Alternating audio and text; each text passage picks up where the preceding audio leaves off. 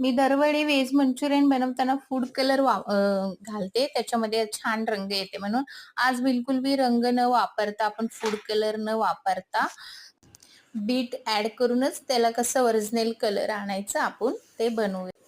भरपूर असं भाज्या टाकून व्हेज मंचुरियन मस्त. इथं शिवश्रीमध्ये मध्ये काही करत होती. प्रतीक्षा सूट करत होती, तर मी बाकीचं तयारी करत होती. शिवश्रीकडे पण लक्ष ठेवायला लागते. तर असं एकदम छान मस्त रंगीत भाज्या घेतले मी.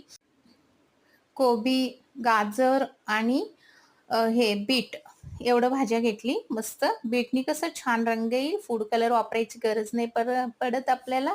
मी बनवले त्याच्यामध्ये थोडंसं कॉर्नफ्लोअर टाकली, मीठ चवीनुसार सोडा टाकली. थोडंसं सोड्याने कसं खुसखुशीत होतात आणि फुगतात छान म्हणून. आणि त्यानंतर असं जितकं गरजेनुसार मी त्याच्यामध्ये मैदा ॲड केली. मस्त असं कसं आता कुठल्याही भाज्या खायचं बिलकुल इच्छा होत नाही. मग वेगळं-वेगळं मी काहीतरी ट्राय करायला लागले. तसंही प्रतीक्षाला आमचं आवडतं असं काहीतरी खायला. मग त्यानंतर असं मी हे सूप रेडी करते त्याचं. सूपसुद्धा खूपच मस्त जितकं पाहिजे तसंच परफेक्ट झालं होतं. जास्ती घट्ट नाही, जास्ती पातळ नाही. कधी-कधी माझ्याकडून गडबड होऊन जाते, घट्ट वगैरे होते. ह्यावेळी काहीच नाही झालं, गडबड छान झालं सगळं. मस्त चवीला सुद्धा खूपच छान झालते. तुम्ही सुद्धा नक्की ट्राय करा घरच्या घरी. बाहेरचं आणण्यापेक्षा घरात मस्त आपला एक नंबर लागतात घरी केलेला.